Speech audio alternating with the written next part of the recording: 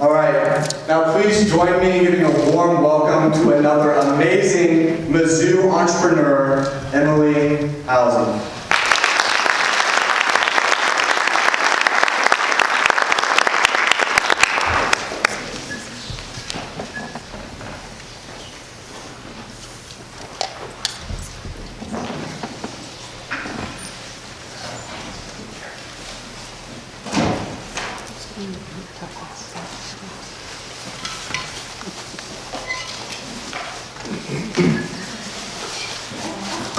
Hello? Can you guys hear me? Yes, okay. So I want to start off by asking, has anyone had a dream come true or wished upon a shooting star and had a dream come true? Nobody? You had? What's it like as I have? Pretty good. You're good? Okay. I'm going to tell you what, I don't have dreams come true like that, but I do have my art wish comes true. And which sounds kind of ridiculous, but I'm not joking. When I was 16, I wanted to paint the Chicago skyline. I wanted to paint some kind of big city skyline. And so what I did is I took 3 gigantic panels and I sketched out New York first. But I didn't like it because there was not enough elevation in the buildings, it all looked the same. So on the same panels I erased it and instead I drew out Chicago. And I painted it. And then it was 6 months later that my dad got a promotion and we were to be relocated to either Chicago or New York. And then we moved to Chicago. So I don't dream, I create. My dad recognized this pattern, and which is kind of crazy. I thought like, oh, whatever. But then once I started putting it together, I realized I had like 5 specific pieces that have actually influenced my future. So then I decided to take control of it instead. So I decided to paint my goals and paint my future. So this is the recent graphic that came true. Now I'm Emily Housey, and I am the CEO and founder of Aussie Designs. I am creative, basically. So when I started Housey Designs, we are a multi-faced design agency. We create anything that our customers want, all hand-painted art. And so with that, we target specifically Mizzou students because Generation Z is in college now, and what they desire is deeper personal relationships. We have done so many things within the past 3 years. We have got awarded a $2,000 storefront as well as the $2,000 grant in the storefront. So within the past 3 months at our storefront, we were able to sell 150 paintings, 150 face paintings as well. We pair up with bars downtown, and we do Moms Weekend events. So we can paint and drink with your moms. We do logo designs. We've done them for Margaret Hackett Family Foundation, Monaco Cocktails, Moloch Beverage Company, Evolve Athletics, Stay Golden Tans, and even a shot ski for my favorite DJ is Love Luxury. Probably the DJ one. But after that, when I started, when I came to Mizzou, it was a dream of mine, ever since I toured. And so I want to take you back, and this entire speech, I want to tell you about how I started, what the lessons I learned are, and where I want to take my venture. So, ironically, everything I've built was built out of a feeling of isolation and loneliness. I was the girl in high school who had no friends. I was the one who sat and ate lunch by herself in the art room every single day. And so I remember my senior year, I was invited to Alexa's birthday party, and I was so excited, and I knew that all her friends were getting her $100 Lululemon leggings and all these expensive name brands, and I thought, what can I do to go above and beyond? I'm here trying to make friends, I want to make a good high school experience. So instead I bought a $5 cardboard letter A, and I painted it, and I put a giraffe on it. She has a weird obsession with giraffes. And when I remember when I gave it to her, her face lit up. Because what I gave to her was something that said, I know who you are. I know what you like. And I thought about you and I put time into this to make this. And to this day, she is one of my best friends. And to this day, that cardboard letter A with the giraffe on it is sitting in her room. And so every week I would make like 2 to 3 of these cardboard letters, and I would sell them, buy ice cream with the money that I got. And then my dad sat me down one day and he said, I just bought you an LLC license, and you're gonna have to figure out how to pay me back. Also, I wanted to buy a dream car for your papa, my grandfather, but I was never able to do that. So I want to tell you in advance that I want a Corvette. Okay. And so when I came to Mizzou, I realized that the demand kept going, and there's this completely untapped market for hand-painted art. And so that's when I decided I want that storefront, and I'm going to do everything that I can to get it. So I sat down with advisors, and I revised a 23-page application. They asked for 2 recommendation letters, we had 3. We had a 20-minute Shark Tank style pitch in front of the board of the zoo. And every single day, I revised it for 6 months. I worked on this every single day. Like, what can we do better? How can we stand out more?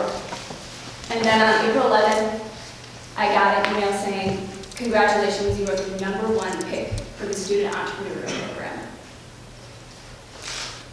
And that's when I learned to always go the extra mile in every single thing that you do. I want to share with you one of my favorite artists. This is Dick Loker. He created the Dick Tracy cartoons. He was invited to the White House for a private lunch because his cartoons were interfering with Reagan's re-election campaign. He co-created Ronald McDonald and the cover of The Great Expectations, just ridiculously talented. And he was also my neighbor. So I would go over there, and I remember sitting with him in the studio, and he had all these plaques and medals all over the wall. And I remember him saying to me that when he was in college and he was in art school, he was never the best artist. He would say that people were incredible and absolutely way better than he was. But because he didn't compare himself to other people, that's why he was successful. So I want to talk about the next part of my entrepreneurial journey, which is when we got the Student Center, we had to build a team. So I built my team through leadership that inspires, influences, and impacts. So when we were first hiring our team, I was very, very nervous. I was 19, I was scared, like, how am I supposed to hire someone my age? But I sent out applications, I did it, and that's when I realized how confident of a person that I'd become when I received my first hate mail.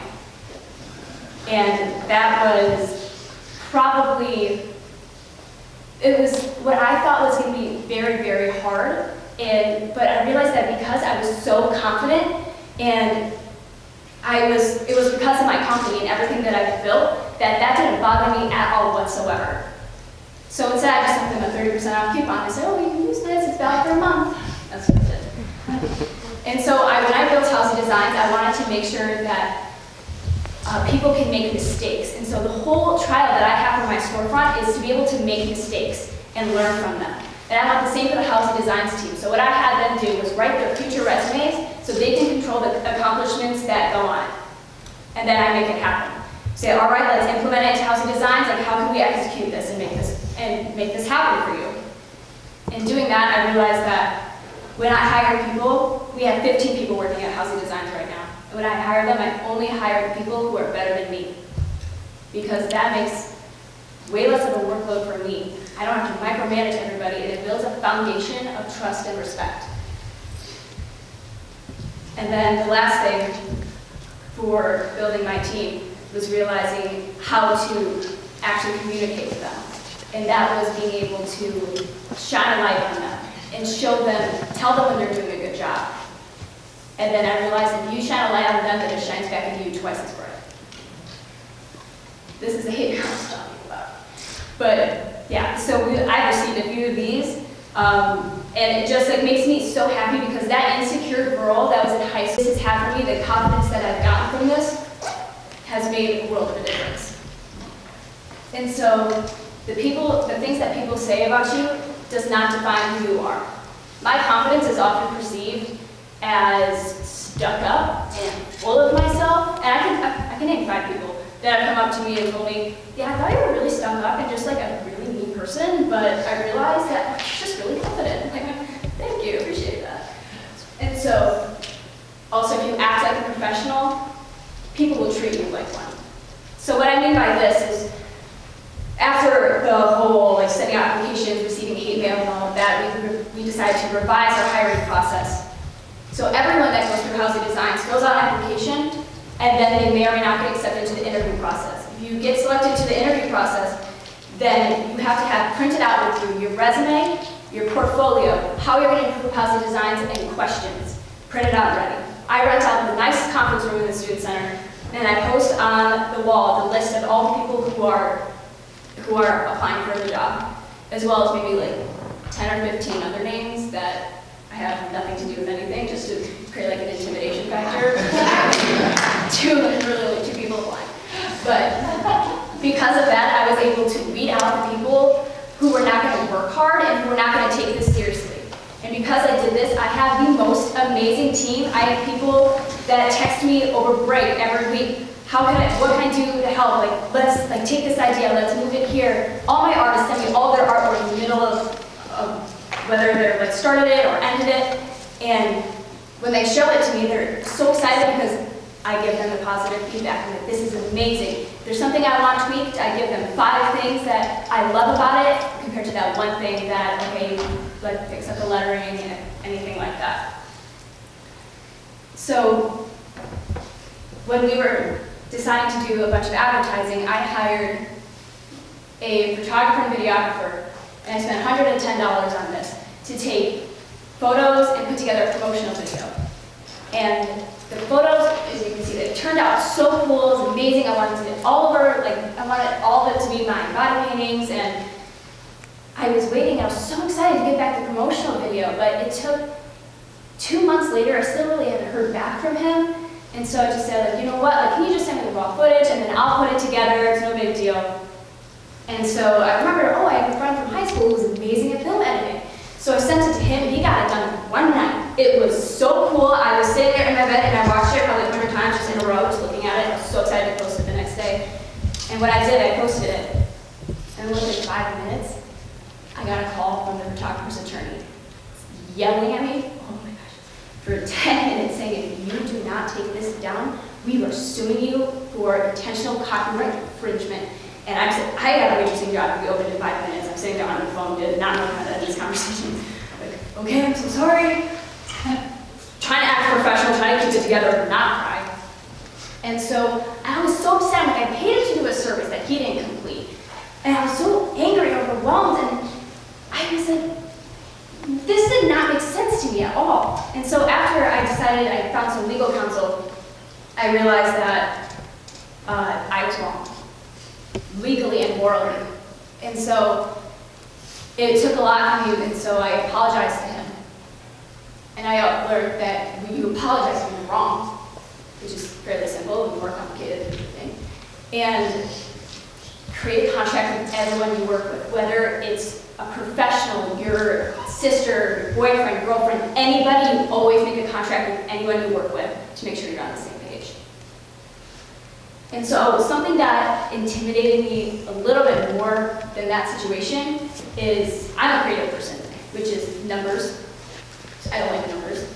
And I realized as an artist, I don't want anything to do with numbers, math. No, I found the easiest major, least amount of math classes I had to take.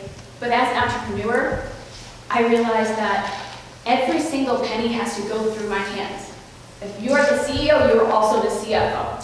So I have to make sure I build business models. I have to go through accounting. I'm teaching myself how to do all these things. I've never taken those classes before, and I'm teaching myself through this real-world experience that entrepreneur program provides for me.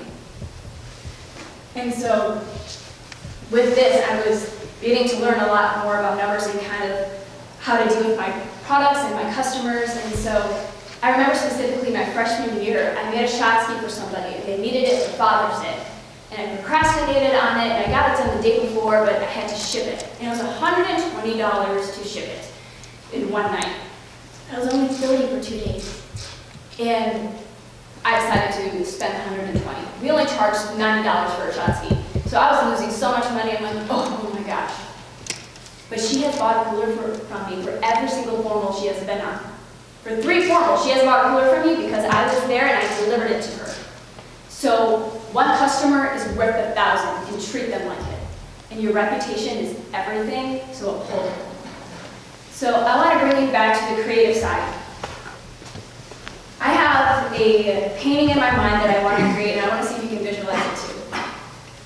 So think about just like a late spring day in Chicago. There's the architectural boat tours going through the city. And you see on the left, it's the Mark. And this building is 25 stories tall, 4.2 million gross square feet, and it's the home of like Fortune 500 companies, innovative technology companies.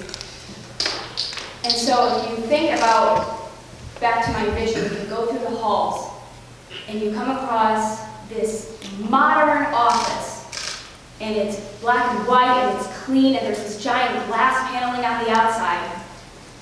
Can you see the logo on the back wall? Can you see the name on the door? With the lessons I've learned, I've been able to recreate and reinvent how I interpreted my Chicago skyline painting. And with that, I'm making my dream come a reality because I'm going to create it and we do everything I can to get there. So this is a summary of all the lessons that I've had. Well, I've had 46 actually, so these are the big ones. I counted. But so thank you so much. And I want to